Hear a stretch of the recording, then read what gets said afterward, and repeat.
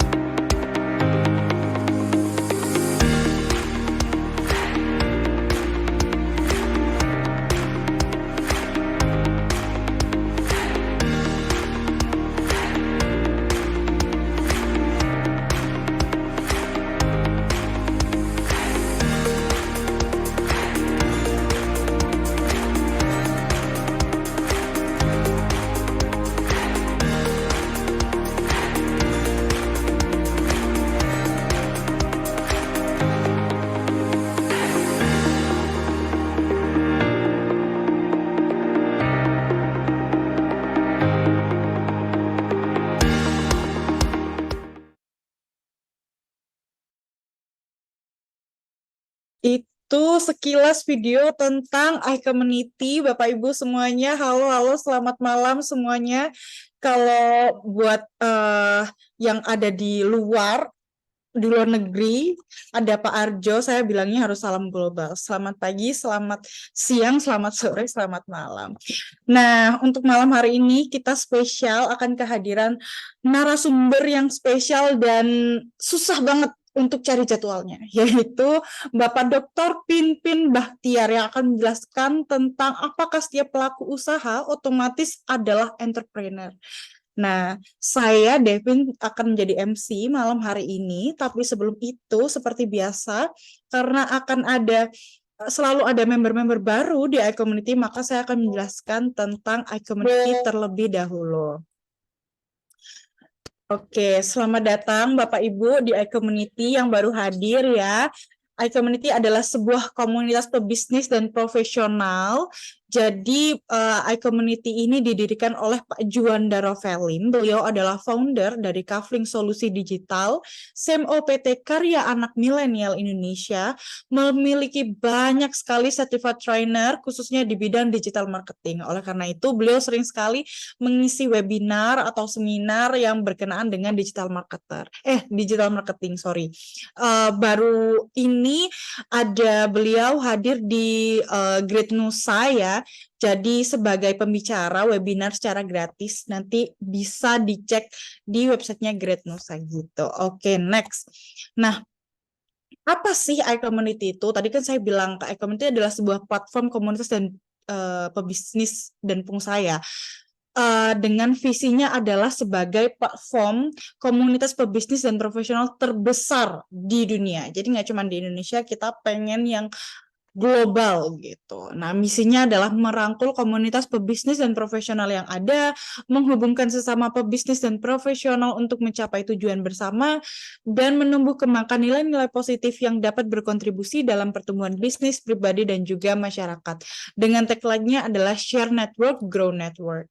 Nah, tujuan iCommunity ada apa sih? Yaitu mempersatukan anggota iCommunity dalam persahabatan, kerjasama, dan saling pengertian, mengembangkan semangat kolaborasi antar sesama anggota, menanamkan nilai positif dalam dunia bisnis dan profesional, dan juga membangun platform bagi komunitas pebisnis dan profesional untuk belajar, bertumbuh dan berkembang melalui banyak learning resources, business matching, dan juga referral. Nah, ada kode etik nih. Kenapa sih kok kita sampai punya kode etik? Karena kita sebagai komunitas pebisnis dan profesional ini bukan yang pengen biasa-biasa aja. Jadi kita pengen jadi platform komunitas pebisnis dan profesional yang firm kayak gitu. Nah, kami adalah para pebisnis dan profesional yang bekerja keras, bekerja pintar, dan bekerja sama. Yang kedua, kami mengedepankan nama baik dalam melakukan usaha dan mengutamakan kolaborasi antar sesama anggota tanpa menjadikan anggota lain sebagai target jualan ataupun berkompetisi secara tidak sehat. Dan yang ketiga, kami sadar bahwa dengan berbagi relasi, maka akan memperbesar rezeki bersama. Oleh karena itu, kami siap untuk berbagi relasi atas dasar saling mendukung. Kami berperilaku positif dalam berkomunitas, melakukan segala aktivitas dengan berlandaskan niat baik. Dan yang terakhir, apabila kami melanggar kode etik ini, kami bersedia untuk ditegur, diperingatkan, bahkan diberikan sanksi. Nah, itu sekilas tentang iCommunity. Langsung aja kita sambut narasumber hebat kita, Dr. Pinpin Bahtiar. Selamat malam, Bapak. Apa kabar? Ya, malam Devinta dan teman-teman, kabar baik. Oke, gimana nih Pak? Semongko, apa itu semongko itu Pak? Sebelum kita masuk dalam pembicaraan kita malam hari ini. Semangat. Semongko, oke semangat. Oke, berarti malam hari ini kita harus Eh, sangat mendengarkannya. Gimana nih Pak? Kita mau ngobrol tentang apakah setiap pelaku usaha otomatis adalah entrepreneur. Nah, monggo Pak, Ya, langsung aja sesinya. Silahkan Bapak Dokter Pimpin. ya, makasih Mbak Devinta dan teman-teman iCommunity. Selamat malam, salam semangat. Ya, terima kasih Pak Juanda sudah mengundang saya di iCommunity. Ini forum yang baik, luar biasa, forum komunitas yang sehat yang saya tahu. Ya, baik Bapak Ibu, kita akan mulai sesi kita. Jadi saya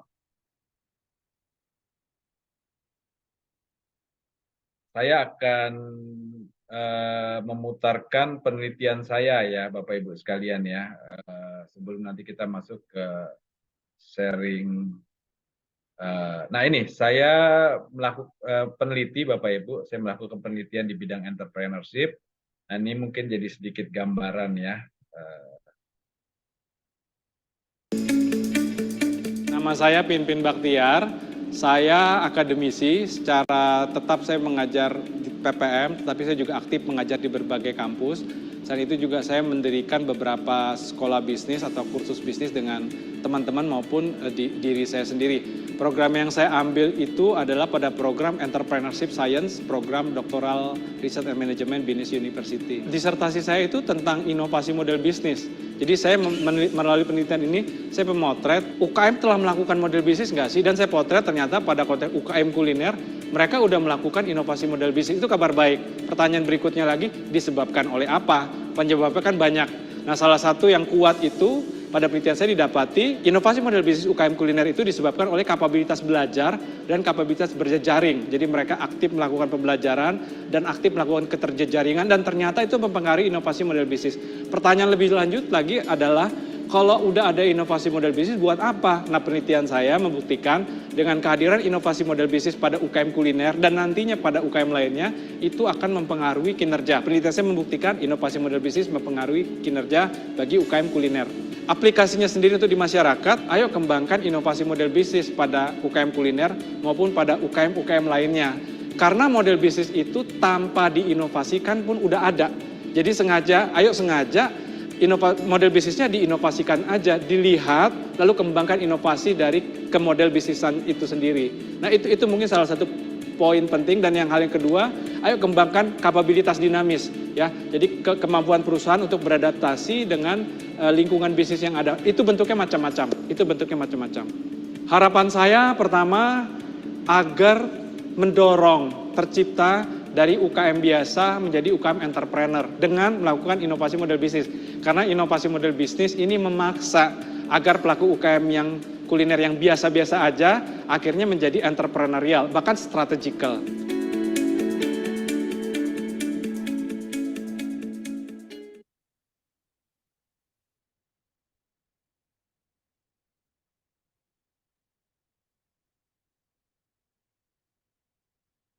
Ini testimoni dari Bang Sandi. Bismillahirrahmanirrahim. Assalamualaikum warahmatullahi wabarakatuh. Salam sejahtera bagi kita semua. Shalom, Om Swastiastu, Namo Buddhaya. Salam kebajikan, salam sehat, salam Indonesia maju penuh semangat. Pandemi COVID-19 telah memberikan dampak yang signifikan terhadap seluruh sektor. Namun kita harus kembali bangkit dan mempersiapkan perubahan yang terjadi pada tatanan ekonomi baru, terutama dalam menghadapi transisi dari pandemi menuju endemi. Pelaku industri kreatif banyak tumbuh dari UMKM dengan kontribusi pada produk domestik bruto di Maret 2021 mencapai 8.573,89 triliun rupiah. UMKM mampu menyerap 97% dari total tenaga kerja dan dapat menghimpun 60,42% dari total investasi di Indonesia. Dibutuhkan pengembangan model bisnis untuk mendorong UMKM menjadi strategis dan entrepreneurial. Saya bersyukur Bro Pinpin Baktiar telah melakukan riset tentang inovasi model bisnis, di mana hal ini juga selaras dengan orientasi kami di Kemenparekraf untuk mengembangkan model bisnis pada pelaku kuliner. Penelitian Pinpin saya rasa berhasil memotret kondisi UKM kuliner di Indonesia yang mencakup pengembangan model bisnis yang inovatif, untuk mendorong hadirnya kinerja usaha, baik kinerja usaha dan pemasaran, serta dipengaruhi oleh kapabilitas belajar dan berjejaring. Selamat kepada Bro Dr. Pinpin Bahtiar, semoga ilmunya dapat turut membangun manfaat bagi sesama anak bangsa UKM Indonesia. Salam pejuang pengusaha, pengusaha pejuang. Salam UKM entrepreneur, UKMpreneur pembelajar. Wabillahi taufiq walhidayah. Wassalamualaikum warahmatullahi wabarakatuh. Om Santi Santi Santi. Wonderful Indonesia.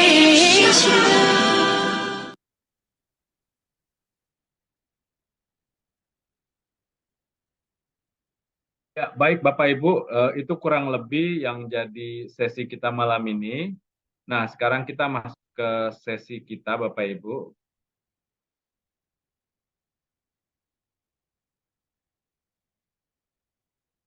Karena tadi Happy Brain juga kerja buat makin otak. capek, betul. Ya. Lo kira gue lagi capek aja, gue happy terus. Oke, sebentar. YouTube matiin dulu, Pak. Bukan, charger laptop. Oh, oke. Ya, baik Devinta dan Bapak Ibu sekalian, kita masuk sesi kita.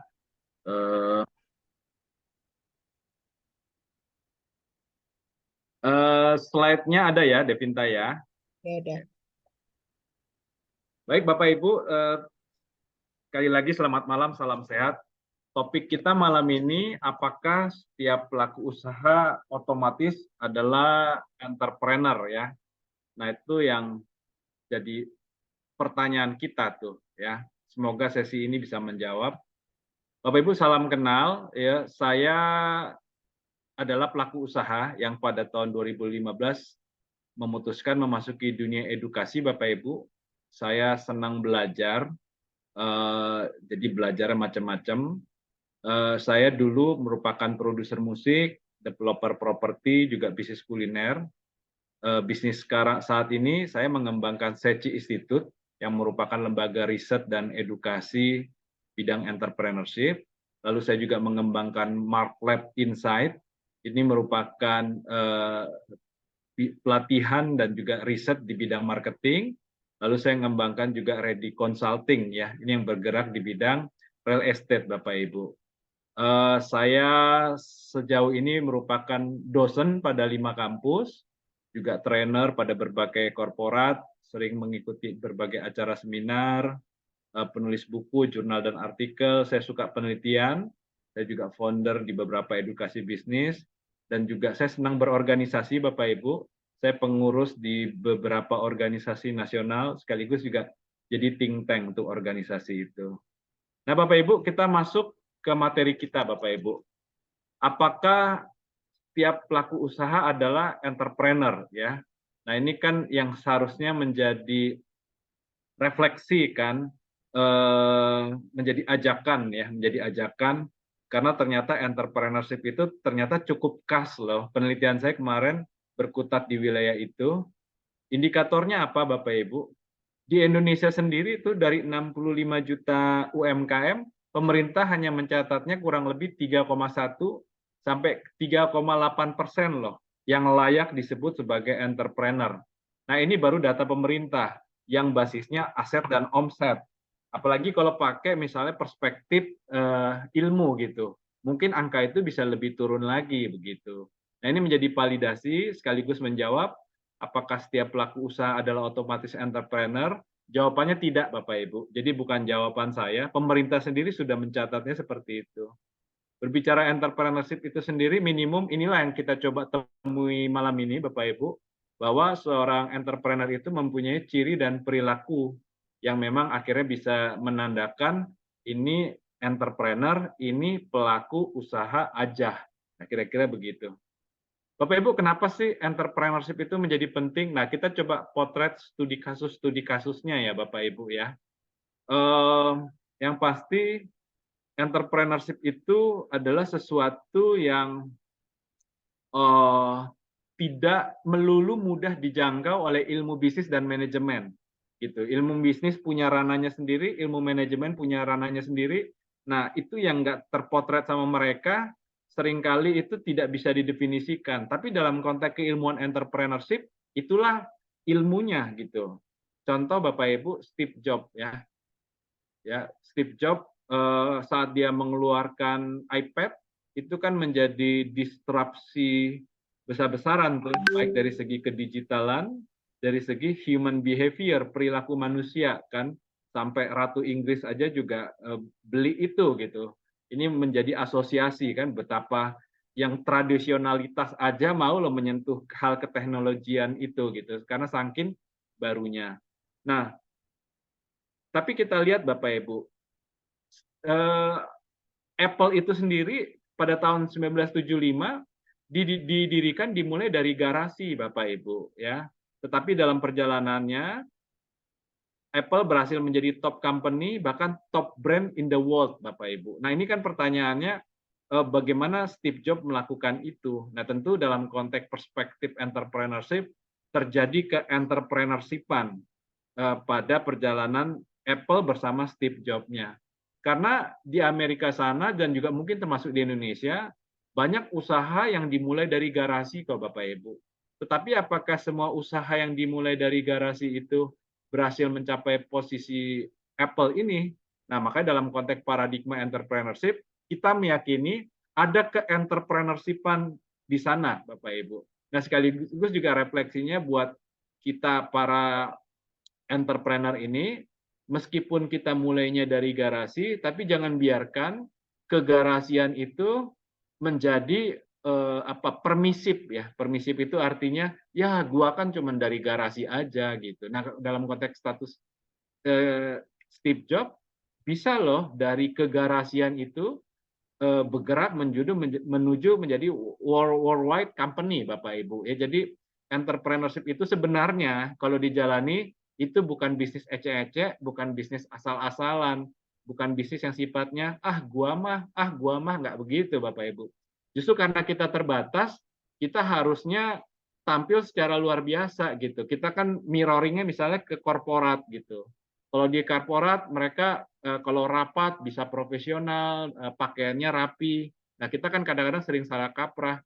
Gua mah karena entrepreneur ya udahlah pakai kaos aja, apa adanya aja. Nah, justru karena kita entrepreneur, kalau korporat rapatnya rapi, ngomongnya rapi, harusnya kita bisa tampil minimum seperempat tingkat dong dari situ kan.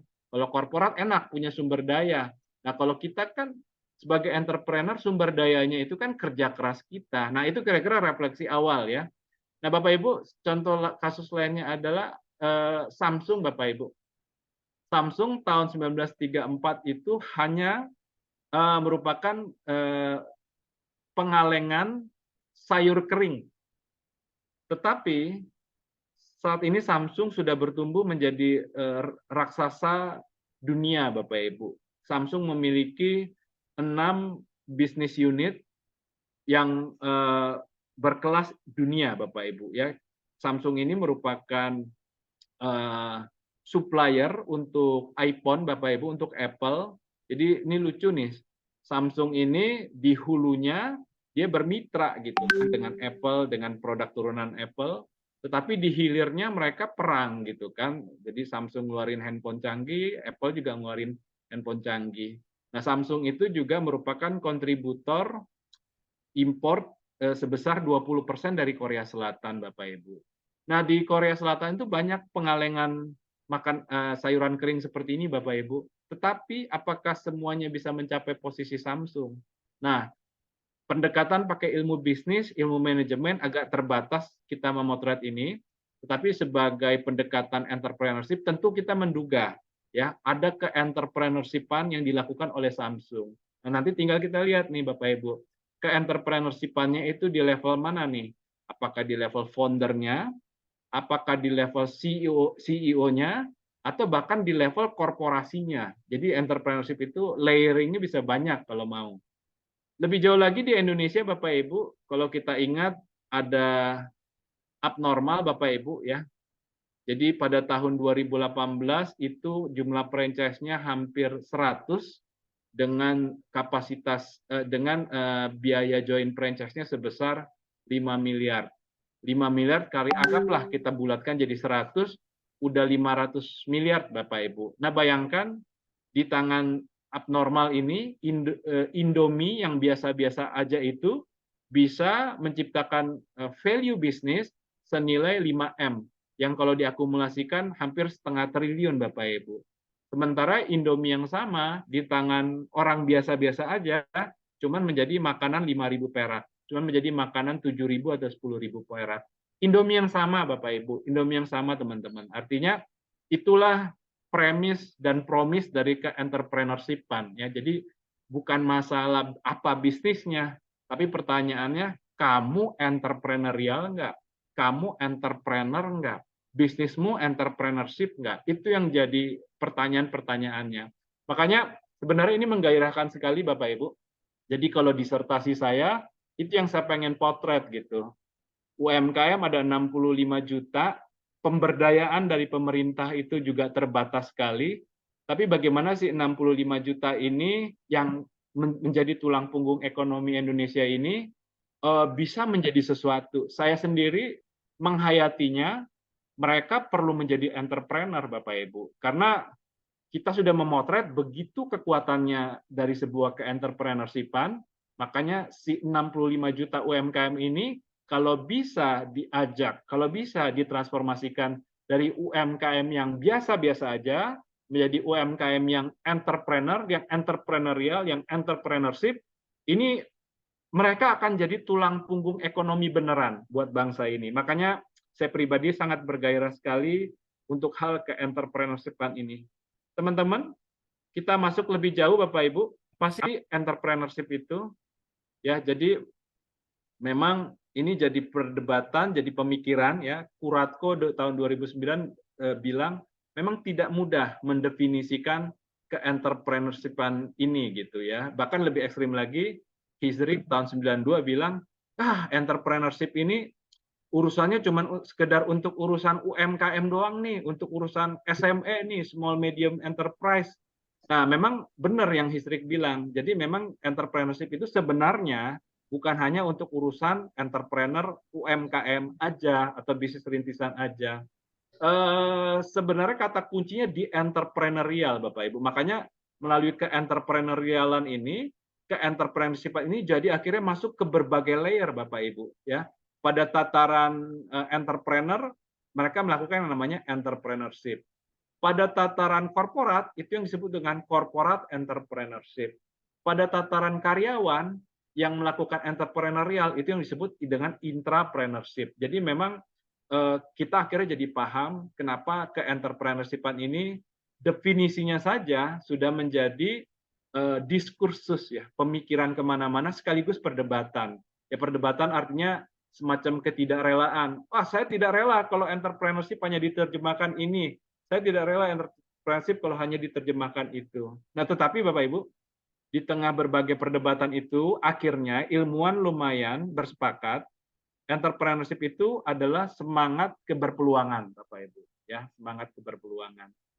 Data Global Entrepreneurship Monitoring sendiri juga memilah dengan tajam sekali bahwa pelaku usaha itu determinasinya, dorongannya itu bisa dua, Bapak Ibu.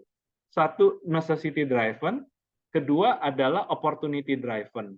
Necessity driven itu melakukan usaha karena nyari nafkah aja bertahan hidup. Nah, tapi ada yang opportunity driven, membangun usaha karena basisnya keberpeluangan.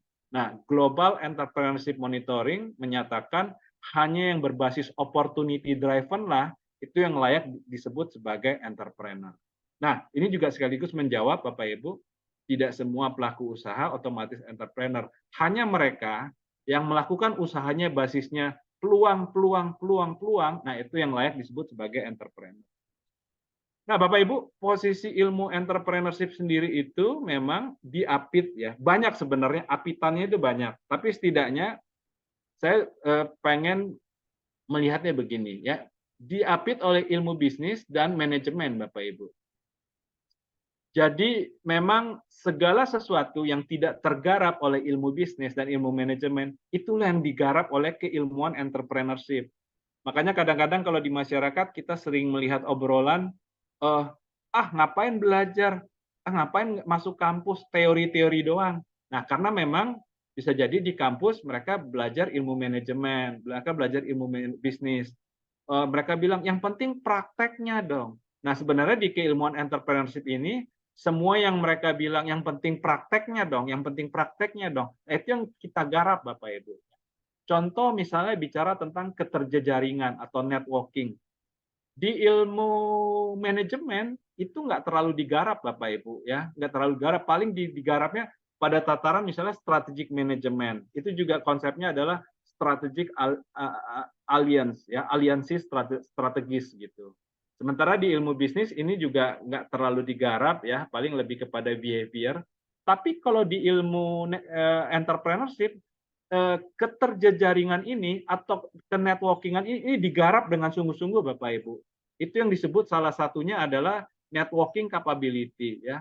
Disertasi saya kemarin salah satu yang saya garap itu adalah networking capability. Kalau saya bergaul dengan sesama pelaku usaha, kalau saya bergaul dengan stakeholder bisnis saya, itu dampaknya apa sih? Nah, penelitian saya kemarin menemukan bahwa kalau orang punya kemampuan bergaul seperti Pak Juanda, Devianti dan teman-teman ini, itu ternyata pada konteks bisnis kuliner itu mempengaruhi kinerja ya, kinerjanya naik, bahkan membentuk model bisnisnya jadi inovatif. Nah, itu salah satu contoh Bapak Ibu bagaimana perkembangan keilmuan entrepreneurship itu ya. Jadi kalau mau pakai bahasa gampangnya, segala sesuatu yang nggak digarap oleh keilmuan manajemen dan keilmuan bisnis, itulah yang digarap oleh keilmuan entrepreneurship Bapak Ibu. Yang biasanya dituding, itu mah teori-teori doang, kita mah butuh yang praktek-prakteknya. Nah, yang praktek-prakteknya itulah yang digarap oleh keilmuan entrepreneurship. Bapak Ibu, kita masuk lebih jauh Bapak Ibu. Nah, kita sekarang kan udah dapat pengantar tentang ke-entrepreneurshipan. Nah, Pak Pimpin, tadi kan masih konsep-konsep doang. Prakteknya gimana? Nah, Bapak Ibu, keilmuan entrepreneurship itu banyak, Bapak Ibu. Ini saya kasih insight dari awal buat Bapak Ibu dan teman-teman. Menurut saya ya, ke-entrepreneurshipan yang baik itu, entrepreneurship itu kan bisa dilihat dari minimum 3 tuh Bapak Ibu. Orangnya, perilakunya, atau organisasi bisnisnya. Kalau saya sih memberi saran, sebenarnya ke-entrepreneurshipan yang baik itu harus terkristal pada tataran organisasi bisnis, Bapak Ibu. Karena ke-entrepreneurshipan entrepreneur itu seringkali seru gitu kan. Aku entrepreneur, aku entrepreneur, aku entrepreneur. Tapi pertanyaannya, organisasi bisnismu gimana?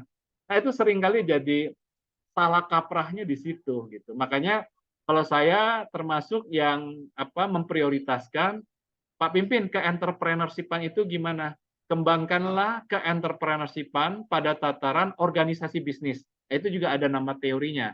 Teori disebut dengan institusional teori. Jadi memang bagaimana sebuah fungsi-fungsi bisnis ini menginstitusi Bapak Ibu. Nah, itu keywordnya ada di situ. Nah, Bapak Ibu dalam konteks berpikir itu, nah inilah operasionalisasi atau praktek-praktek dari ke-entrepreneurshipan ya.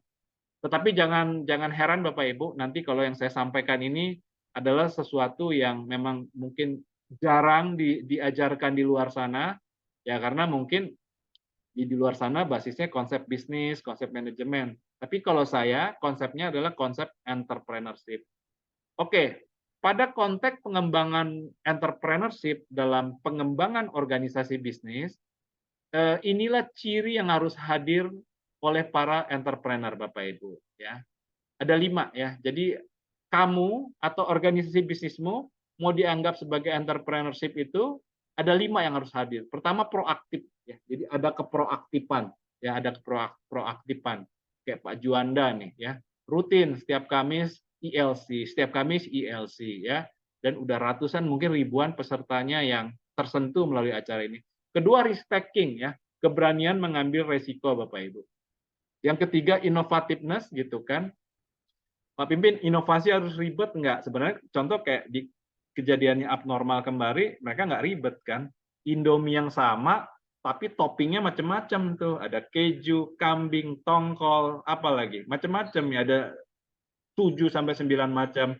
Cuman sayang, barrier to entry-nya rendah Bapak Ibu, jadi mudah ditiru. Tapi memang kekuatan ke-entrepreneurshipan itu adalah di keinovasian tuh. Makanya menarik nih. Misalnya membandingkan kopi kenangan dan janji jiwa gitu. Aduh, janji jiwa keren sih. Dia berani melangkah dengan luar biasa ya. Dia kan bisnis produk kategorialnya kan drink, minuman ya. Tapi dia melakukan inovasi, dia bikin jiwa tos tuh ya. Nah, sedangkan temannya si Kopi Kenangan yang udah dapat funding $3 juta itu untuk foodnya ya bagus juga sih, dia bikin Cigo ya. Cuman Cigonya sekarang udah mulai dipisah.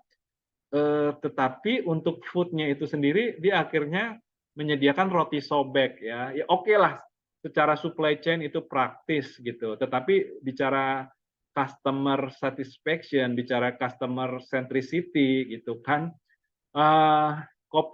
roti sobek sepadan nggak sih dengan positioningnya Kopi Kenangan misalnya. Nah jadi inovasi itu nggak seribet itu Bapak Ibu, tetapi sebenarnya itu adalah sesuatu DNA yang bisa kita praktekkan dalam berbagai hal kalau kita mau, Lalu yang keempat, nah ini saya paling suka nih yang keempat nih, competitive aggressiveness ya. Jadi ini sesuatu yang sering kali hilang ya di UMKM kita, di UKM kita, di entrepreneur kita. Jadi nggak apa-apa Bapak Ibu, kita tukang nasi goreng di satu gang gitu. Tapi bisa nggak kita pastikan, misalnya kita dagang nasi goreng paling ramah, paling cepat, ya syukur-syukur paling enak lah ya. Karena kalau produk kan gampang dibuat sebenarnya. Tetapi bicara menjadi ramah, menjadi cepat, itu kan butuh desain produksi yang baik. Jadi di gang itu, di gang rumah kita, ada 10 tukang nasi goreng, tapi dia beda. Dia beda loh, dia ramah, dia cepat. Nah itu ada nggak gairah untuk menjadi unggul ya, competitive aggressiveness, menjadi unggul dengan agresif. Dan yang terakhir otonomi Bapak Ibu ya, sebagai entrepreneur itu kekuatan bisnisnya itu ada di foundernya Bapak Ibu. Foundernya mesti gokil, seperti Pak Juanda nih. Jadi, nah ini khususnya di startup nih ya, ketika investor masuk, si startup yang diinvestasi itu tetap dalam otonomi yang bagus nggak? Tetap dalam otonomi yang bagus nggak? Tetap dalam authority yang bagus nggak? Atau mendadak dia jadi karyawannya investor gitu. Sebenarnya bukan masalah karyawan ya, tetapi memang benar, setuju 1000% saya, startup yang udah diinvest itu harus ada pertanggungjawaban manajerial ya kepada para investor gitu. Nah, tetapi sebenarnya ini tema ini harus dilihat teman-teman. Ketika investasi masuk, jangan sampai itu mematahkan gairah dari si startup ini. Karena startup itu kekuatannya adalah di kegokilan foundernya. Nah, makanya kalau nasihat saya biasanya ketika ada startup mau diinvestasi, lihat sama investornya. Lu bisa jadi kakak adik nggak sama dia? Secara manajerial memang harus ada proses supervisi dan pertanggungjawaban. Tetapi secara relasi personal, relasi sosial, relasi emosional, bisa nggak jadi kakak adik?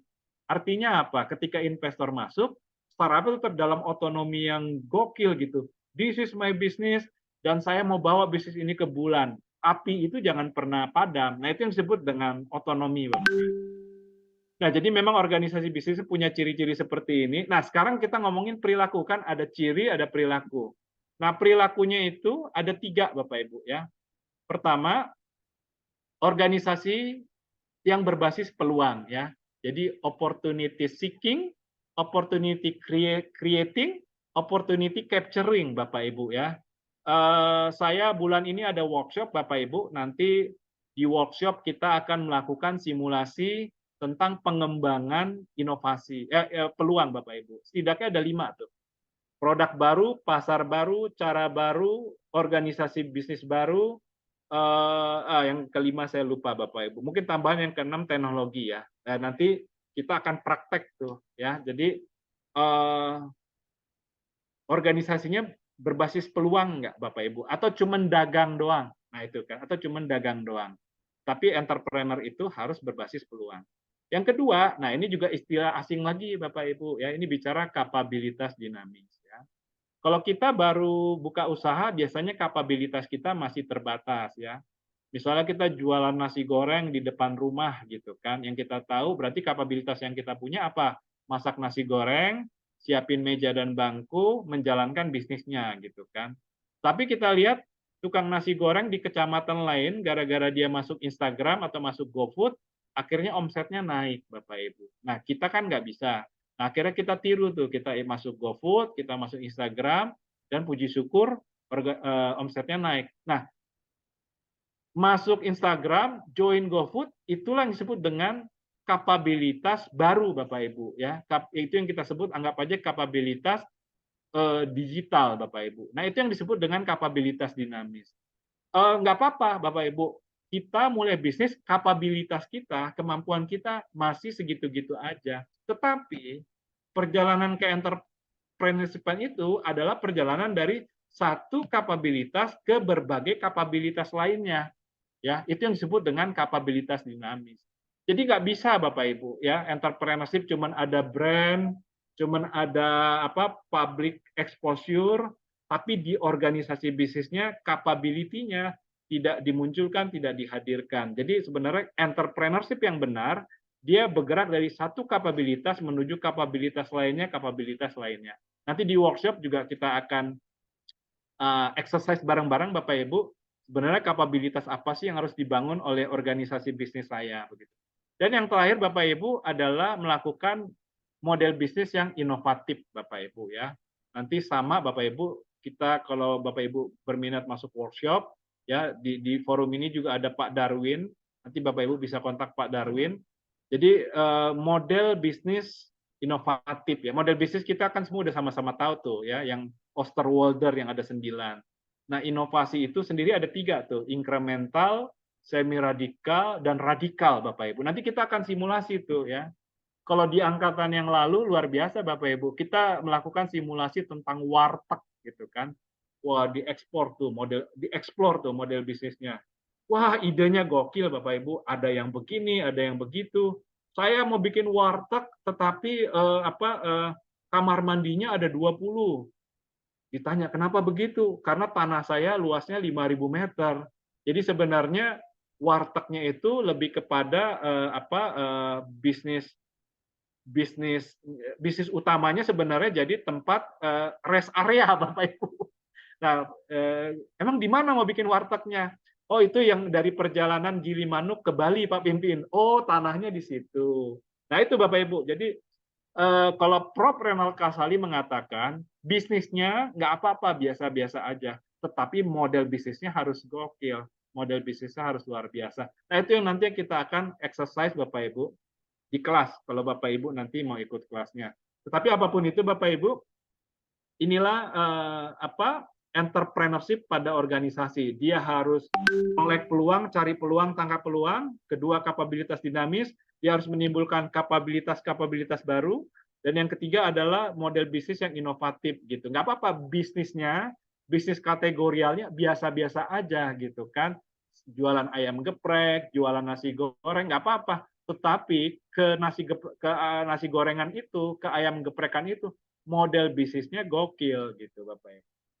Nah, Bapak Ibu, terakhir bicara entrepreneurship itu sendiri, kita udah bahas tadi bahwa entrepreneurship itu bisa diterapkan pada berbagai sisi. Nah, makanya kita sekarang mengenali berbagai model atau jenis dalam bisnis, Bapak Ibu. Pada mulanya bisnis itu basisnya cuman UMKM dan korporasi, ya. Cuman ngelihatnya perbedaannya itu aja. Oh, ini paradigmanya korporasi. Oh, ini paradigmanya UMKM gitu. Tapi pada perjalanannya muncul yang namanya startup, Bapak Ibu, ya. Muncul yang namanya startup. Startup ini sebenarnya ya mirip-mirip aja sama UMKM, tapi mereka nggak mau disebut UMKM. Tapi disebut korporat juga belum, Bapak Ibu, ya. Contohnya kayak Gojek, ya. Gojek pada mulanya itu startup, tapi pada tataran yang sekarang disebut dengan tech company. Nah, tetapi Bapak Ibu, dalam perjalanannya muncul lagi pemain baru yang disebut dengan IDE, ya. IDE itu adalah Innovation Drive Entrepreneurship. Jadi ketika Kopi Kenangan dapat funding $3 juta, nah itu kan jadi perdebatan tuh. Berarti Kopi Kenangan startup dong. Nah, kata teman-teman startup yang main di digital teknologi bilang, oh enggak, mereka mah UMKM plus aja, mereka bukan startup. Nah, jadi ada perdebatan tuh. Nah, pada konteks itu makanya terminologi yang cocok buat Kopi Kenangan dan sejenisnya itu adalah IDE. IDE itu apa? Yaitu Innovation Drug Entrepreneurship ya. Jadi kayak abnormal itu kemarin sebenarnya dia bukan UMKM, korporasi juga belum, apalagi dan juga bukan startup. Tapi mereka itu lebih cocok disebut dengan IDE, Bapak Ibu ya, usaha yang basisnya digerakkan oleh keinovasian. Pada tataran UMKM, karakteristiknya gimana sih Bapak Ibu? Ya, UMKM itu karakternya adalah belajar usaha, fokus tumbuh dan jadi jagoan di lokasinya. Kita ada 65 juta UMKM Bapak Ibu. Kalau mereka mau rame-rame go nasional, betapa hyper kompetitifnya kita. Lalu untuk yang kedua adalah IDE Bapak Ibu ya. IDE itu dia ada sedikit debt of value lah ya. Jadi ini investasi untuk belajar Bapak Ibu. Karakteristiknya gimana? Perusahaan ini inovatif ya, fokus tumbuh dan sinambung. Nah, lalu yang ketiga adalah startup. Startup itu debt of value-nya gede Bapak Ibu, lembah kematiannya gede ya, karena belajar invest belajar invest. Nah, tetapi karakteristiknya gimana? Ya, startup itu adalah masuk secepatnya tumbuh besar dan jadi jagoan dunia. Jadi nggak ada tuh Bapak Ibu, startup kita pengen menjadi raja di kecamatan ini. Kalau ngomongnya udah begitu, itu kalau nggak UMKM, kalau nggak dia IDE Bapak Ibu. Tapi kalau startup itu bicara jagoan dunia, ya jagoan apa minimum menjadi jago se-Indonesia, naik ke ASEAN, lalu naik ke dunia pada akhirnya. Dan terakhir korporasi Bapak Ibu, ya. Korporasi karakteristiknya itu adalah masuk bisnis, fokus stabil dan jadi jagoan di industrinya Bapak Ibu. Nah, kira-kira itu Bapak Ibu, ini sedikit ada info. Nah, saya bulan ini ada pelatihan ya. Tanggal mana nih? Tanggal 16 ya, tanggal 16 ini ada kelas IMC ya. Lalu ini untuk kelas para entrepreneur dan calon entrepreneur. Lalu pada tanggal 15 September Jumat itu ada kelas marketing Bapak Ibu. Nanti Bapak Ibu bisa kontak Pak Bona. Nah, ini juga tanggal 22 September saya ada kelas intrapreneurship. Kelas intrapreneurship ini adalah kelas karyawan buat entrepreneur Bapak Ibu. Entrepreneur itu organisasi bisnisnya khas, sehingga perlu karyawan yang sepadan juga untuk mendampingi sang entrepreneur, atau bisa juga ini untuk karyawan-karyawan korporat yang ingin mengembangkan inovasi dan peluang. Ini portofolio saya Bapak Ibu. Saya menjadi trainer dan pembicara di berbagai event. Ini network yang saya kembangkan Bapak Ibu. Saya bersyukur dikelilingi oleh tokoh-tokoh ini, ada Prof. Emil, Prof. Renald juga kemarin pas saya sidang beliau kirim bunga. Saya juga dulu mendampingi Pak HK, ya ini foto saat lagi rapat dengan Slang. Saya juga pernah 2 kali ya memberikan materi buat Miss Indonesia, dan juga bersyukur Bang Sandi mau kasih testimoni. Ini bisnis yang saya kembangkan Bapak Ibu, ada Mark Lab, ada Seci Institute, lalu ada Ready. Nah, nanti kalau Bapak Ibu yang berminat bisa kontak Pak Darwin atau Ibu Yeni. Baik, Devinta dan teman-teman, thank you. Sekarang waktunya sharing, monggo. Oke, terima kasih banyak. Wah, materi yang sangat menarik sekali ya Pak ya. Dan itu tadi dicatat untuk seminar-seminarnya mau lebih dekat lagi kepada ke Pak Wimpin. Nah, Pak Farid ngomong bisa di-share materi narasumber, bisa ya, salam entrepreneurship. Bisa dilihat di YouTube iCommunity Bapak. Jadi nanti bisa dilihat di iCommunity YouTube, di YouTube iCommunity Official. Oke, gitu. Sekarang langsung aja ke sesi tanya jawab. Yang mau bertanya bisa langsung raise hand. Oke, Pak Arjo langsung semangat. Boleh chat di kolom komentar juga boleh. Silahkan Pak Arjo. Ya, tadi kan untuk beberapa ilustrasi kan bisnis retail ya, bisnis makanan, F&B gitu kan. Tapi kalau untuk bisnis lain misalkan yang sedang mulai banyak dikembangkan oleh BUMDes ya, seperti perkebunan gitu.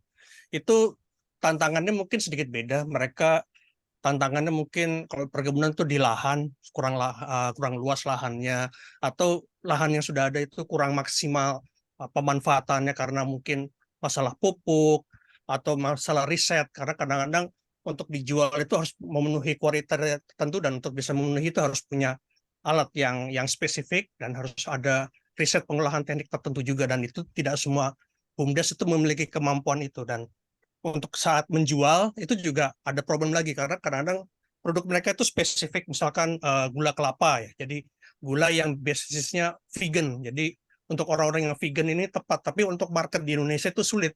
Sedangkan untuk ekspor itu mereka itu biasanya maunya partai gede, Pak. Kalau cuman sedikit, mereka kurang bagus lah. Kalau misalkan bisa 2 kontainer per bulan itu mungkin ya start gitu. Tapi masalahnya orang-orang BUMDes ini juga mereka nggak punya koneksi di luar, konjen RI di luar negeri juga nggak terlalu baik paham soal yang begini-begini, jaringannya luas. Nah, hal-hal yang seperti ini nih dalam konteks entrepreneurship itu gimana Pak? Apa yang kira-kira mereka bisa lakukan? Karena pasti kan modal juga terbatas, jaringan juga terbatas, berusaha untuk reaching out tapi tetap aja nggak tahu mesti mulai dari mana. Itu gimana Pak solusinya? Iya, BUMDes-nya bergerak di bidang apa tuh Pak Arjo? Produknya apa? Iya, tadi saya sudah sebut, misalkan saya ambil contoh ini gula kelapa gitu. Oh, oke. Oke. Baik, baik. Ya, nah itu Pak Arjo dan teman-teman ya. Bedanya ilmu bisnis sama ilmu entrepreneurship, Pak Arjo dan teman-teman ya. Jadi kalau memang ilmu bisnis itu kan product creation ya, ciptakan produk, market penetration, masuk ke pasar, dan pikirkan pertumbuhan. Sebenarnya kan stepping sederhananya seperti itu kan. Nah, tapi kalau ilmu entrepreneurship ini beda Pak Arjo. Ilmu entrepreneurship ini makanya dalam konteks problematika BUMDes tadi, kita akhirnya masuk ke isu-isu ini Pak. Satu ya, bicara resource creation, ya penciptaan sumber daya ya, cipta sumber daya satu. Kedua, capability development ya, jadi capability development. Dan yang ketiga memang market exploration ya. Nah, kalau yang saya tangkap dari ceritanya Pak Arjo ini kan lebih isunya kepada market exploration kan. Nah, itu tuh Pak Arjo, mungkin kalau berdasarkan ilmu bisnisnya atau ilmu manajemennya, oke, jalur penjualannya kan melalui jalur ini misalnya. Tetapi misalnya ketika itu tidak efektif, nah pikirkan cara-cara lain Pak Arjo. Misalnya contoh ya, misalnya masuk ke asosiasi ya. Nah, berharap saya anggota HIPMI Bapak Ibu, saya anggota HIPMI. HIPMI itu senior-senior kami ada Bang Bahlil, ada Bang Sandi, ada siapa lagi, Bang Rosan, ada Bang Erto ya, Erick Thohir, dan macam-macam lah. Termasuk Pak Jokowi sendiri juga kan HIPMI Solo Bapak Ibu. Nah, jadi di HIPMI itu banyak terjadi terobosan-terobosan karena saling pertemanan Bapak Ibu, saling pertemanan. Di luar HIPMI kami orang asing, saling orang asing. Tapi begitu masuk HIPMI sama-sama pakai baju HIPMI, itu urusannya udah brosis-brosis tuh. Nah, di dalam urusan brosis-brosis itu banyak banget peluang bisnis, banyak banget lompatan bisnis Bapak Ibu. Ini sekedar cerita aja ya, sekedar cerita aja. Ketika saya pernah liburan gitu kan 5 atau 7 tahun yang lalu, itu di masa liburan itu 3 orang teman saya dari HIPMI itu bilang, bro pengen ketemu dong, 3 orang yang berbeda gitu. Saya cerita ke istri saya, ini orang-orang ini ngapain mau ketemu ya. Nah, artinya saya sendiri merasakan Bapak Ibu, kalau postur kita tepat, kita dicari orang, kita dikejar orang. Nah, Pak Arjo, dalam konteks ini Pak Arjo, itulah yang disebut dengan entrepreneurship Pak. Mungkin dengan pendekatan manajemen, pendekatan bisnis, penjualan Bapak di BUMDes itu mentok gitu. Tapi pikirkanlah hal-hal lain. Pikirkanlah hal-hal lain. Nah, hal-hal lainnya ini yang disebut dengan entrepreneurship. Misalnya masuk ke asosiasi, misalnya join ke event. Di event itu mengenal pejabat. Dari pejabat tanya, ada nggak agregator? Nanti gabung sama agregator itu. Mungkin kalau menjual retailing sendiri problem, tapi kalau gabung ke agregator terjadi pengepulan. Itu salah satu contoh Pak Arjo. Nah, katakan nanti dari market exploration-nya itu berhasil, tapi jangan lupa teman-teman ya. Katakan produk Pak Arjo tadi itu berhasil didorong untuk masuk ke pasar dan terjual dengan baik, tapi jangan lupa itu kan katakanlah teman-teman di BUMDes itu kan masih tradisional, masih apa adanya. pertanyaan lebih lanjut, kapabilitasnya dibangun nggak? Nggak sekedar jadi pedagang produk doang. Pedagang produk itu ya ada produk laku gitu. Tapi maksud saya kalau memang potensinya ada, tuh produk terjual, kapabilitasnya dibangun. Kapabilitas operasional misalnya, kapabilitas digital marketing misalnya, dan yang terakhir mungkin kapabilitas legal misalnya, sehingga mereka tidak menjadi sekedar pelaku usaha kaum papah gitu, tapi mereka bersiap-siap menjadi pelaku usaha yang profesional karena kapabilitasnya dibangun. Dan yang berikutnya, resource creation, dengan sengaja menciptakan sumber daya, modalnya dari mana dicari, networknya seperti apa dicari, dan seterusnya. Terakhir memang model bisnisnya. Dari model bisnis itu ada 9 Bapak Ibu ya, dari value proposition sampai revenue stream. Nah itu ada nggak yang bisa di-adjust Bapak Ibu ya? Nah, dan di situ bisa macam-macam tuh pendekatannya tuh, berkonsolidasi dengan sesama pemain, bergerak pada satu brand, membidik market internasional, dan hal lainnya. Mungkin itu respon saya Pak Arjo. Gimana Pak Arjo membantu? Ya, jadi ya itu buat starting point ya. Tapi sebenarnya ini saya buka lagi informasinya. Jadi sebenarnya untuk BUMDes ini sudah punya market di luar negeri itu kan. Tapi terkadang target market luar negeri ini kalau mereka sedang butuh, mereka butuh volumenya besar, Pak. Sedangkan tadi sudah saya terangkan ya. Sedangkan kapasitas BUMDes ini tidak bisa untuk satu klien aja tuh udah nggak mampu lah. Misalkan 2 kontainer per bulan itu buat mereka tuh udah sangat sulit gitu. Jadi kalau misalkan harus cari ke customer lain yang di luar negeri, yang satu aja belum bisa, apalagi mau nyari-nyari yang lain gitu kan. Dan itu juga kita kan nggak tahu kan apakah ini bisa sustain. Kadang-kadang cuman berlaku beberapa bulan atau beberapa tahun, tiba-tiba mereka bilang, oh kita nggak butuh lagi karena kita ganti bisnis model apa, atau misalkan lagi ada problem di dunia internasional, perdagangan internasional lah. Misalkan kalau Korea sedang ada efek perang lah atau apapun alasannya gitu. Jadi agak sulit juga Pak, kalaupun kita harus menambah asumsi kita punya kemampuan untuk menambah produksi, tapi kalau marketnya tiba-tiba hilang kan jadi bingung juga gitu. Terus kadang-kadang untuk memperbanyak produksi juga butuh, tadi yang sudah saya sebut ya, butuh riset, butuh alat, dan semuanya itu butuh hal-hal khusus loh yang UMKM dan BUMDes itu kadang-kadang tidak mengerti mesti gimana gitu. Nah, itu gimana Pak kira-kira pendekatan kalau situasi seperti itu? Ya, makanya butuh entrepreneurship, Pak Arjo. Itu kan yang Bapak sampaikan kan cenderung kan problematik bisnis ya, problematik bisnis. Ya bisnis punya masalah, dan dalam setiap praktek bisnis tentu kita harus menemukan solusi-solusi itu. Nah, saya lebih mundur dari sisi entrepreneurship-nya, Pak Arjo. Artinya dengan dinamika yang Pak Arjo sampaikan tadi, uncertainty kan, tidak pasti. Nah, artinya minimum secara mindset mereka harus percaya bahwa mereka bisa tetap bergerak dalam kondisi apapun gitu kan. Ya kalau memang periode marketnya cuma 5 tahun, ya nggak apa-apa. Tapi dalam 5 tahun itu mereka punya eksplorasi gitu kan. Mungkin ganti bisnis, melakukan diversifikasi produk, dan seterusnya, dan seterusnya. Satu itu. Yang kedua memang kalau bicara tadi volume produk, ya mungkin tadi kan bisa dengan agregator atau berhimpun atau koperasi. Mungkin gitu Pak Arjo. Ya, Gimana Pak Arjo? bisa Pak Yasin? Boleh. Ini Pak Ya. Arjo kayaknya sudah ya. Ya. Silahkan Pak Yasin. Ya, terima kasih. Assalamualaikum warahmatullahi wabarakatuh.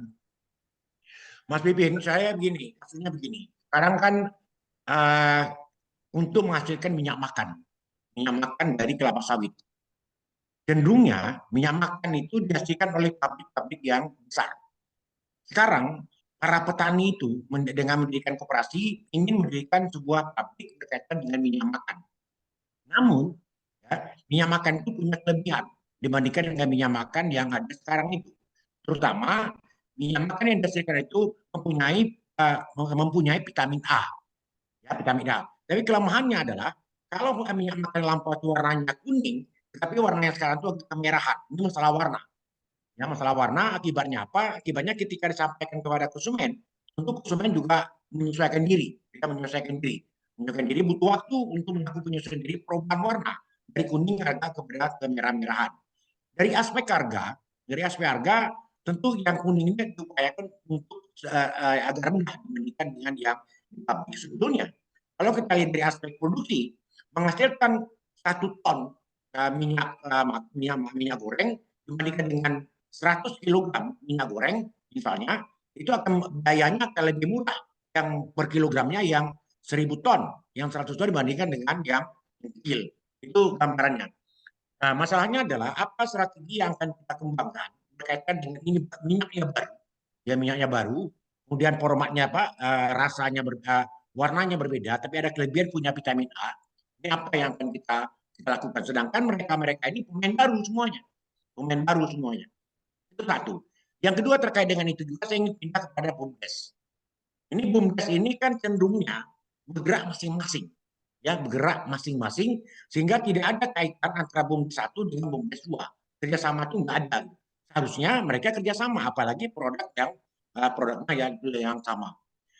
Ibarat itu, saya ingin mendapatkan pemikirannya berkaitan dengan BUMDes yang berada di desa, itu punya banyak betul kelemahannya, terutama berkaitan dengan SDM. Sekarang dalam rangka untuk meningkatkan SDM di desa, terutama yang mengelola BUMDes, apa yang harus dilakukan? Apakah workshop apa yang akan dilakukan dan sebagainya. Saya kira 2 pertanyaan apa yang saya pikir perlu juga kita diskusikan. Yang terakhir adalah ini kan persoalannya para pengusaha-pengusaha kecil, terlalu UMKM, ini kan selalu tertutup matanya untuk melihat keluar. Kasarnya kapabilitasnya itu relatif terbatas. Karena itu bagaimana meningkatkan kapabilitas daripada UMKM, saya pikir ini adalah diperlukan. Terakhir, teman saya mendapatkan informasi bahwa koperasi itu bisa punya modal sedemikian rupa, ya bisa punya modal sekian rupa. Nah, kalau kita lihat prinsip koperasi, itu nyatanya kan hanya dari uang simpanan.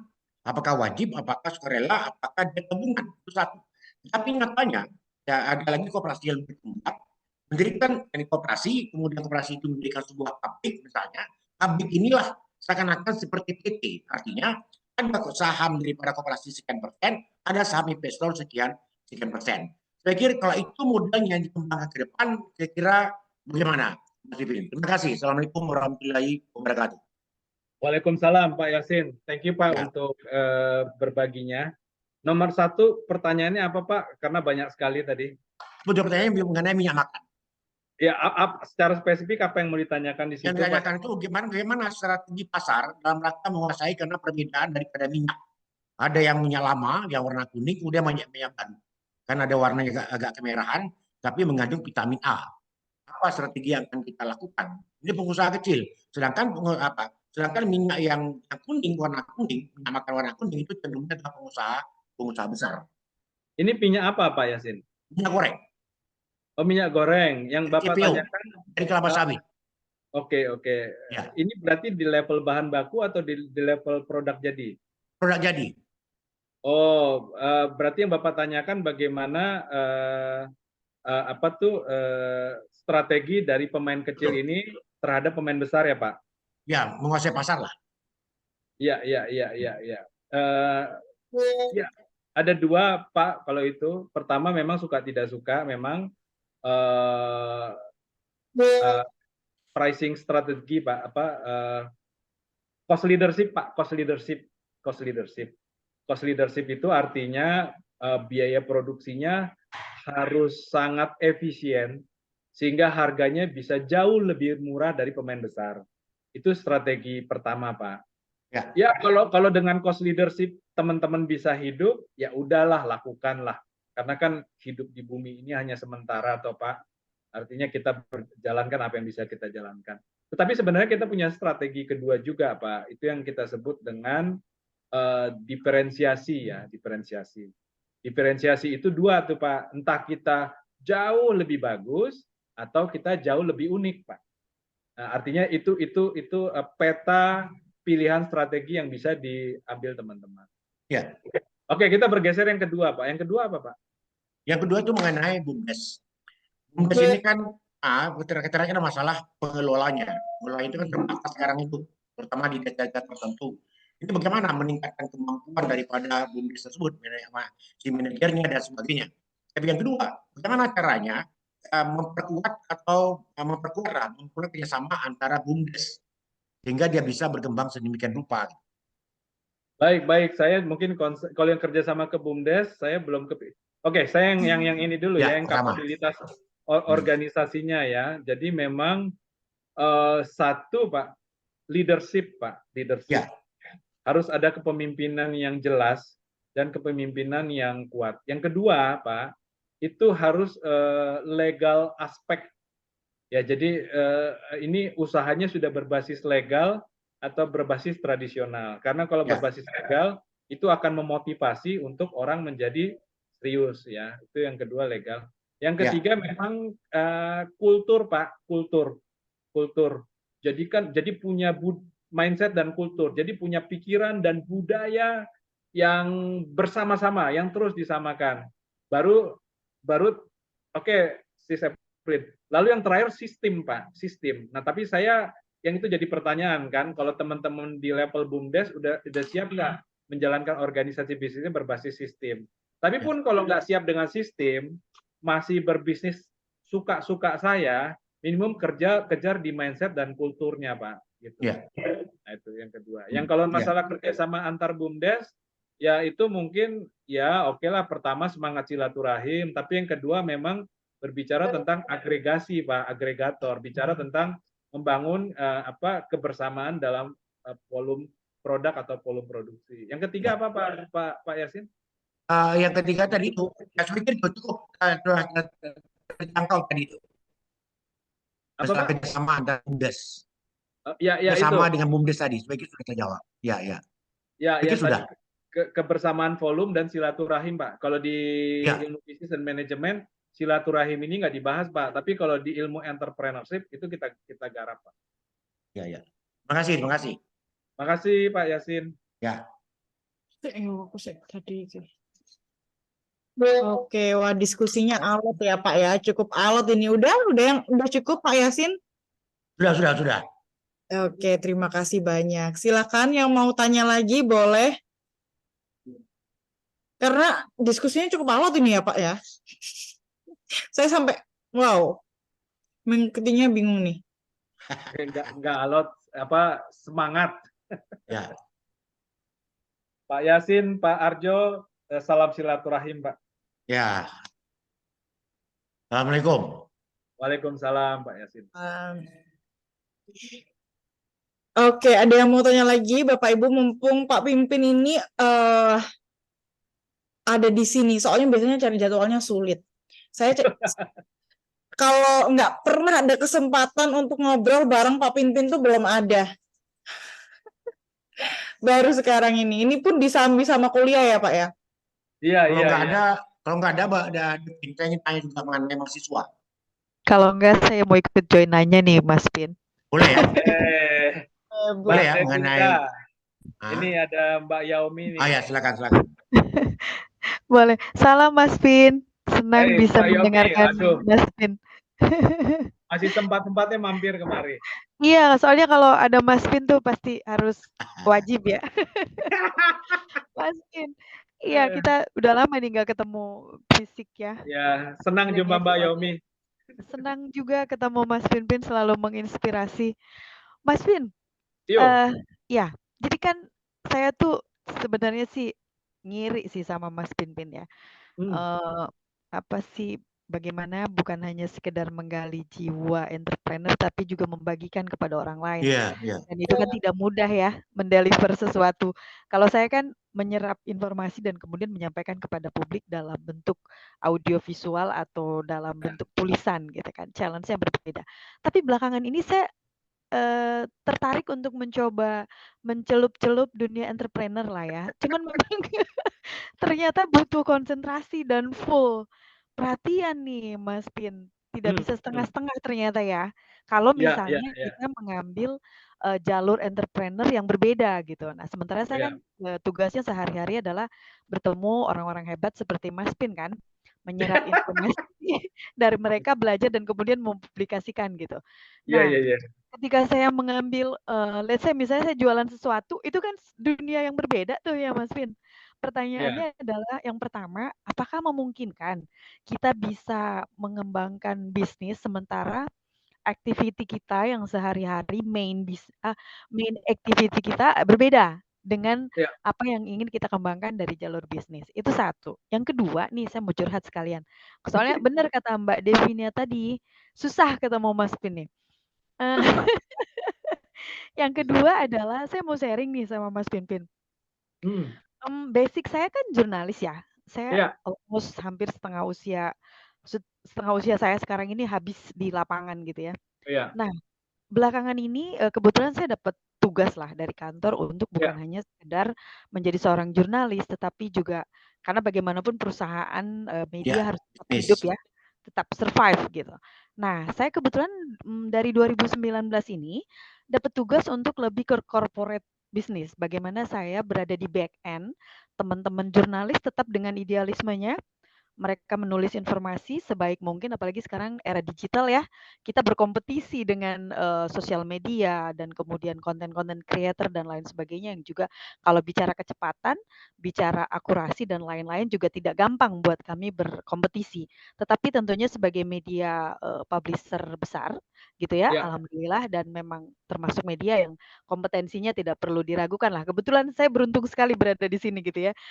Bahwa bagi kami bukan hanya cepat, tetapi tepat dan juga benar. Itu adalah sudah jadi jiwa kami untuk Hmm. menginformasi kepada publik, memberikan informasi kepada publik, jangan sampai kalah dengan akurasi dengan media sosial atau yang sifatnya personal. Nah, kemudian saya ini karena di back end sekarang berada di marketing, mensupport teman-teman sales, bagaimana membuat informasi, mengemas informasi ketika ada kepentingan-kepentingan klien dari perusahaan. Kita bukan bicara di bawah ini ya, meja ya, misalnya datang terus dapat salaman gitu, itu bukan bukan gitu. Tetapi lebih ke, bagaimana klien-klien kita di luar klien-klien kami, yang mempercayakan campaign-campaign-nya kepada perusahaan kami melalui media, maksudnya dikemas secara menarik, kreatif, tetap ada bagaimanapun ada post untuk editorial ya, sebuah media dan ada porsinya. Misalnya kalau Bapak Ibu nonton di TV, maka akan ada commercial break. Di commercial break itulah kami memang menciptakan sesuatu supaya menjadi revenue buat perusahaan gitu ya, selain kita memberikan informasi kepada publik. Demikian juga di portal atau misalnya radio ataupun media print kami di tempat kebetulan saya bekerja ada lengkap gitu ya. Nah, kemudian saya jadi memahami nih Mas Pin, karena saya bertemu klien, kemudian mereka ingin, "What do you want?" gitu ya, MNC bisa loh gitu, mau apa gitu ya, dari Hmm. event, Oh. dari editorial dalam bentuk audiovisual, spot iklan, termasuk, eee, berbicara sesuatu tentang kreatif, what we can do gitu, kita kolaborasi akhirnya. Kemudian saya berpikir, "Wah, kok saya jadi tambah ya ilmunya?" gitu ya, yang dulu hanya interview kemudian mempublikasikan, sekarang saya harus presentasi, saya harus bertemu orang, dan saya harus membuat sesuatu yang cantik gitu ya, meskipun informasi tetapi bagaimana masyarakat tidak merasa dijuali, vulgar gitu ya. Nah, kemudian saya merasa bahwa kalau saya kembangkan, misalnya saya jadi mungkin, menjadi coach seperti Mas Vin ya, tapi bukan entrepreneur, ilmunya masih kecil nih saya. Jualan masih tersendat-sendat nih Mas Vin, itu yang pertama ya. Maksudnya yang tadi tuh yang saya tanyain, apakah mungkin kita Iya, bisa mengembangkan sesuatu yang berbeda dengan activity. Tapi ketika saya berbicara di depan publik, termasuk saya kerap juga diminta untuk berbicara di kampus-kampus gitu ya, tentang bagaimana keren. belum sekeren Mas Villa masih jauh. Tentang bagaimana institusi media saat ini di era digital, bagaimana institusi media bisa survive dan bagaimana institusi media bisa berkolaborasi menjadi part of dari pengembangan bisnis. Kok kayaknya saya jago deh gitu. Maksudnya bukan jago. Wow. Saya kok bisa ya gitu. Nah, apakah itu bisa jadi saya kembangkan? Misalnya mungkin saya menjadi Ya, trainer untuk menjadi menulis SEO writing, misalnya SEO friendly, bagaimana bisa dideteksi Google dan lain sebagainya, atau bagaimana misalnya menulis tentang menulis buku atau menulis profil atau company profile atau ya, press ya. release maybe. Nah, apakah itu mungkin Mas Vin? Gitu sih. Aduh seneng banget deh saya bisa curhat. Oke itu aja, jadi kebanyakan nih. Iya, Terima iya, kasih iya. sebelumnya Mas Vin. Mbak Yomi kita atur minggu depan atau minggu depannya lagi ngopi-ngopi ya. Udah lama nggak jumpa juga. Bener nih ya. Siap-siap Mas Vin. Oke, oke Mbak Yomi. Ya, teman-teman Mbak Yomi ini dari MNC Group ya. Keren Mbak Yomi pertanyaannya menghidupkan sesi kita ya. Ini jadi fenomena nomor satu atau pertanyaan nomor satu dengan pertanyaan nomor dua nih nyambung nih. Keren pertanyaan. Oke, Mbak Yomi gini. Jadi, tapi gini Mbak Yomi dan teman-teman ya, saya perlu mendeklar secara kuat gitu loh. Ilmunya saya itu di entrepreneurship. Ya, bisnis juga saya ngerti, manajemen juga saya ngerti. Cuman karena saya tampil di forum entrepreneurship, saya harus berpegang pada pohon itu, pada akar itu. Apapun pertanyaan teman-teman, saya akan jawab dengan ke-entrepreneurshipan dengan untuk penegasan bahwa ada loh ilmu itu gitu loh. Terserah nanti teman-teman googling di luar sana, belajar silahkan gitu. Tapi memang secara sederhana saya mendeklar secara kuat Mbak Yomi, Pak Yasin, Mbak Devintia, dan teman-teman, bahwa ilmu entrepreneurship itu beda dengan ilmu manajemen, dengan ilmu bisnis. Tapi walaupun beda, irisannya ada. Nah, itu dulu yang saya rindu dipegang oleh forum kita malam ini. Nah, jadi saya akan menjawab pertanyaan dari Mbak Yomi ini sekaligus memotret bahwa memang beda loh ilmu entrepreneurship itu. Nah, jadi gini Mbak Yomi, pertanyaan gini, Mas Pimpin saya sambil kerja, tapi saya ngembangin peluang nih ya, jual ini, jual itu, lakukan ini, lakukan itu gitu. Bisa berhasil nggak saya gitu kan? Nah jadi kan itu kurang lebih pertanyaan. Jadi gini Mbak Yomi, itu bicara peluang Mbak Yomi, bicara keberpeluangan. Jadi keberpeluangan itulah sebenarnya gairah yang harus dipegang. Saya walaupun sekarang banyak di dunia edukasi Mbak Yomi, tetapi saya sampai mati tidak akan pernah berubah, saya entrepreneur. Kenapa entrepreneur? Ada api peluang, ada api peluang. Makanya saya sama murid-murid saya Mbak Yomi, itu dibilang tuh, satu-satunya dosen yang seperti tidak dosen gitu. Jadi saya melakukan sesi ngajar di kelas saya itu, saya bukan motivator Bapak Ibu, saya mah orang-orang biasa aja. Tapi karena gairah saya bagus, knowledge saya ada, mereka tuh nerimanya bagus gitu loh. Jadi saya ngajar, saya jadikan peluang. Makanya entrepreneurship adalah semangat keberpeluangan. Nah, yang mahal Mbak Yomi bukan masalah bisnis, bukan masalah manajemennya. Keberpeluangannya itu ada nggak di diri kita?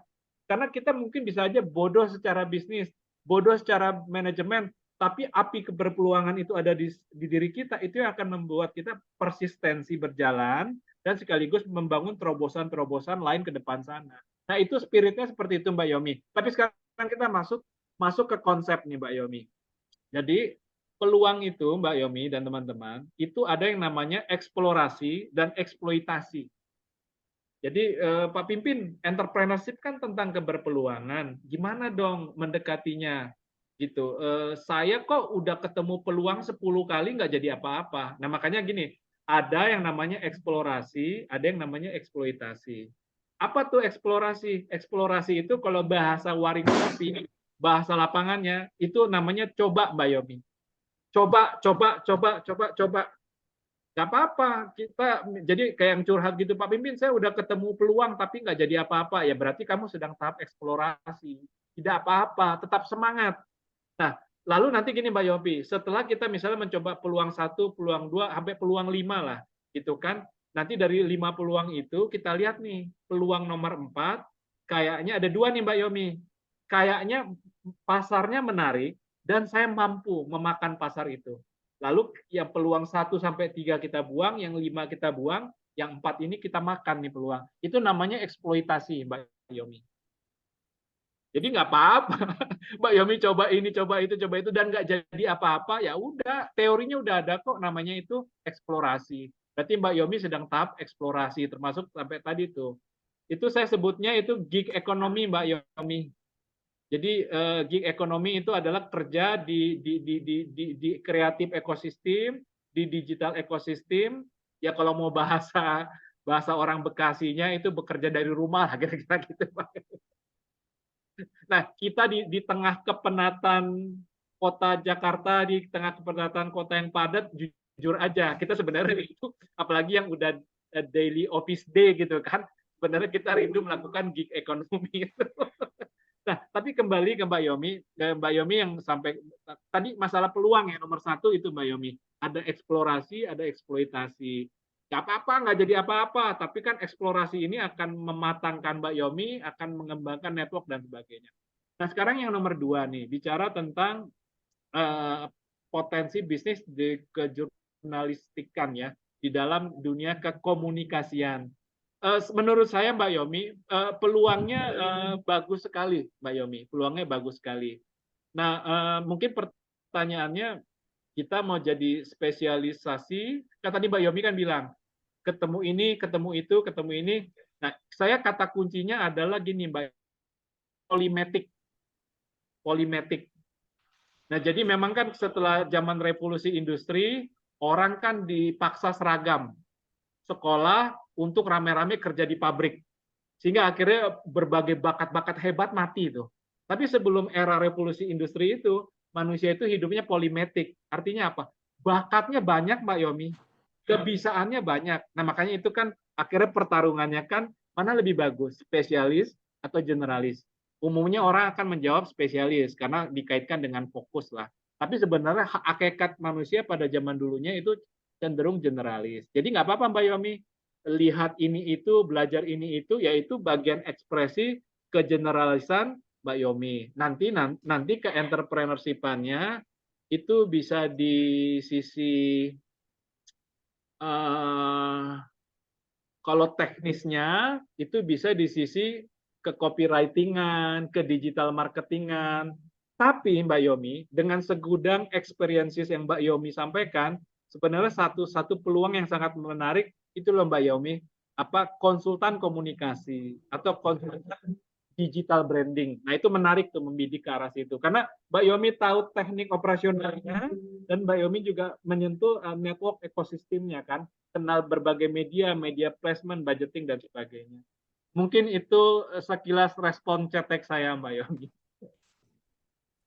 Kayak berat ini, nggak cetek ini. Iya, terima kasih Mas Vin. Jadi saya lebih percaya diri sih.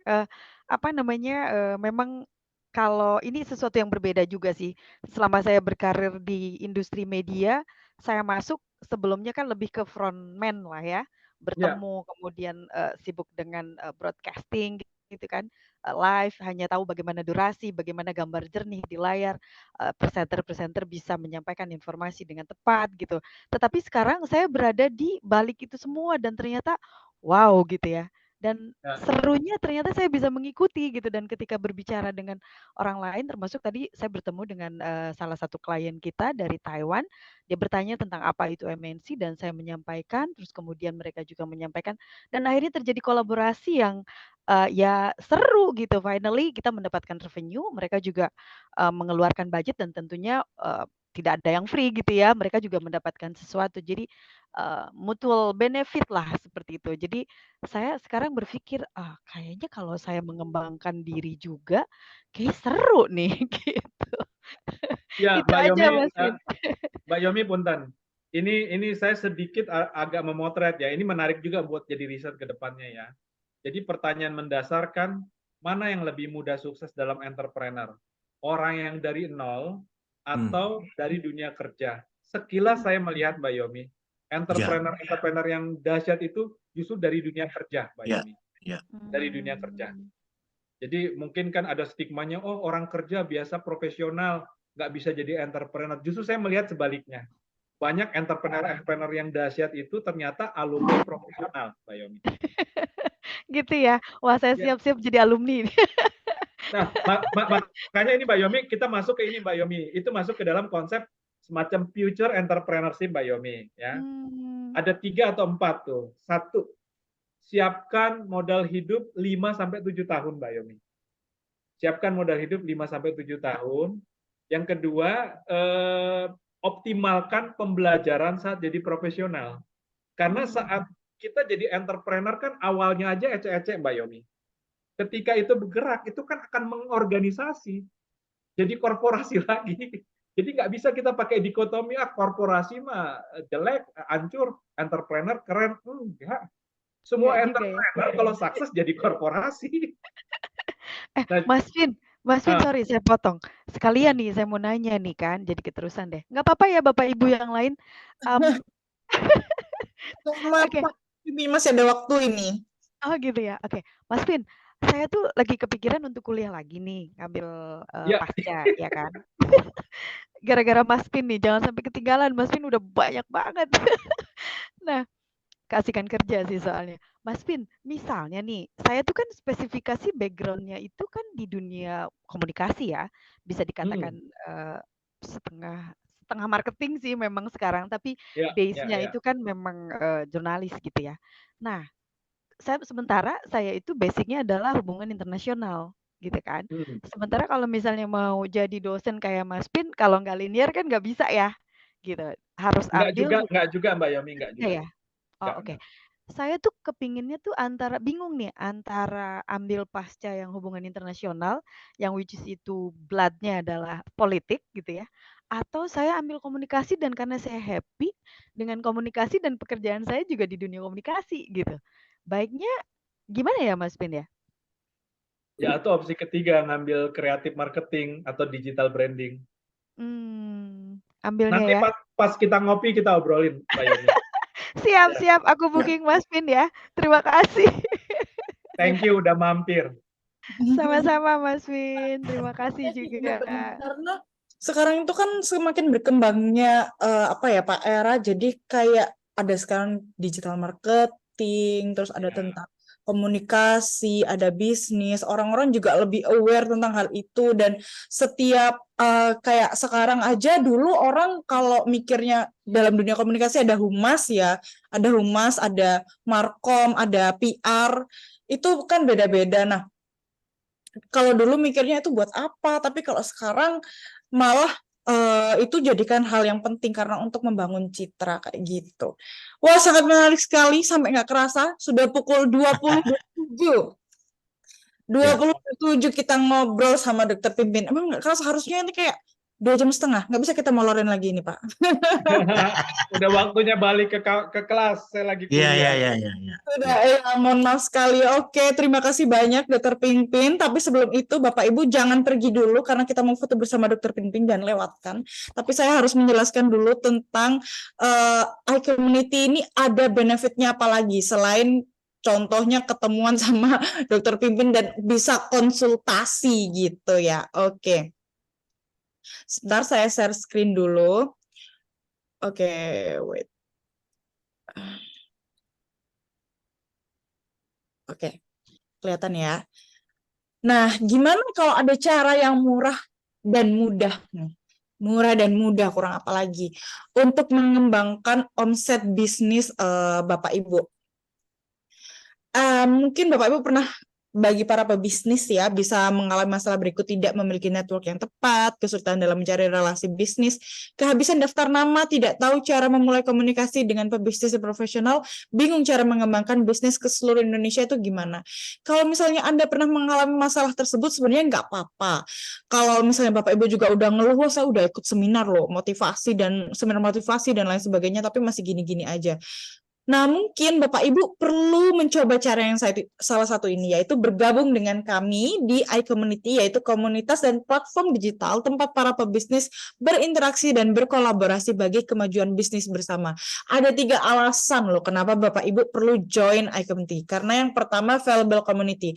Ada akses networking kan, ketemuan bareng para pengusaha di sini, ada ketemu sama ibu jurnalis ini, wah keren banget, aksesnya pasti sangat kemana-mana. Terus ada akses learning, contohnya malam hari ini ILC bareng Dokter Pimpin, dan ada akses contributing.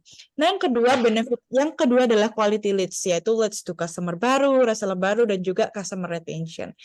Biayanya of course low cost, karena nggak perlu biaya iklan, bahkan bisnisnya Bapak Ibu yang bisa kami iklankan kayak gitu, bisa diiklankan di Videotron di seluruh Indonesia. Nanti bisa hubungi Nadila. Di sini Nadila adalah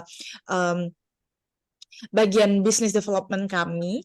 Terus ada word of mouth dan juga banyak konten freemium untuk upgrade skill bersama. Nah, ada program-program dari iCommunity ini, ada ALC, ada IBM, ada one-on-one meeting, ada refer a business, ada company visit juga ada, jadi kayak mengunjungi salah satu perusahaan gitu, terus tanya-tanya tentang manajemennya gimana. Terus ada iCommunity Business Summit.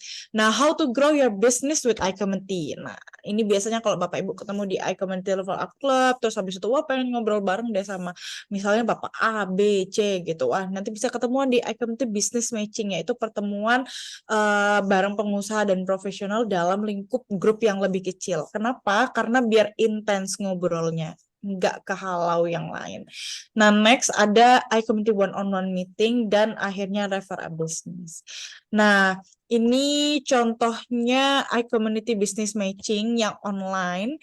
Jadi bisa online tiap hari Selasa ya, tiap hari Selasa bareng Ibu Nadila, atau bisa ketemuan juga bisa offline. Nah, biasanya nih Pak Juanda kemana-mana, ada ke Batu, ke Malang, ke Surabaya, ke Medan juga iya, ke Bali juga iya, bahkan dalam waktu dekat ini mau ke Melbourne. Nah, gitu. Jadi Bapak Ibu yang ada di Melbourne, nantikan iCommunity yang ada di sana.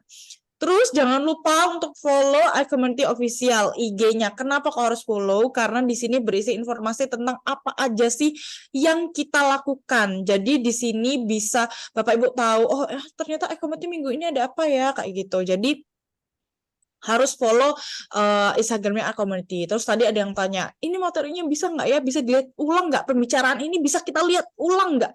Tentu bisa, karena akan di-share di YouTube iCommunity. Nah, itu sekilas tentang iCommunity. Terima kasih banyak Bapak Ibu semuanya. Kita boleh ya foto bersama sebelum selesai. Oke, kita foto bersama dulu. Boleh di open kameranya. Halo, oke. Kamera 1, 2, 3. Oke, halo Ibu Adin, ada Pak Maulana. Boleh juga kita ngomong terima kasih ya ke Pak Pinpin atas materi yang kerennya malam hari ini, boleh ya?